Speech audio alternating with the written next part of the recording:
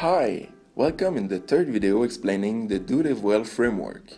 My name is Alex. In the previous video, Hannah explored with you the 8 dimensions of experience. Now it's my turn to explore a new concept of this framework, activity patterns. This part of the overall framework considers not only the nature of what people do, but how they engage in day-to-day activities over time and space. There are 5 key concepts related to characteristics of activity patterns that shape optimal health and well-being. There is engagement, meaning, balance, choice, and routine. Each of these 5 concepts reflects a continuum of activity patterns where the right dosage leads to health benefits and well-being. Patterns on either end of the continuum are linked to potential health risks. Now, I will explore with you these 5 concepts. The first concept is engagement. Engagement refers to the process of initiating and sustaining participation in daily activities. Optimal engagement involves confidence in one's ability to perform and occurs when the challenges involved in the activity have a good fit with one's abilities. During times of optimal engagement, individuals may not be aware of time passing and may feel a sense of well-being. This is called flow. When not optimally engaged, individuals could either feel bored or overwhelmed. Studies have shown that being actively engaged relates to happiness, personal growth, and development.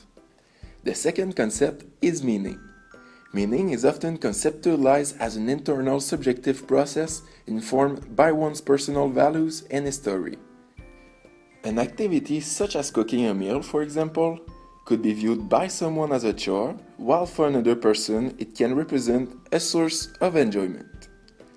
When day-to-day activities are meaningful, then health and well-being can flourish. One study showed that meaning in general is strongly related to perceived health in men and women, and especially when it brings personal rewards like pleasure or flow. Another study has shown that seniors who find personal meaning in daily activities, despite the loss of some social roles, have higher rates of resilience and life satisfaction. The third concept of activity patterns is balance. Balance is the perception of having the right amount and the right variations in daily activities. Optimal balance involves spending time in a variety of activities in a way that will meet different needs. Too much or too little of any activity can have a negative impact on health and well-being. According to research, life balance is associated with less stress as well as better physical health, mental health, and higher quality of life. The fourth concept is choice and control. Having a sense of choice over our activity patterns by choosing her daily activities is another key force to consider. Studies have shown that choice and control over activity patterns is linked to self-efficacy, self-esteem, motivation, and autonomy. Too much choice, on the other hand, can be stressful for some people. Among working adults, perceived lack of choice and control in combination with high work demands is associated with health conditions such as depressive symptoms, anxiety, boredom, burnout, and low self-esteem.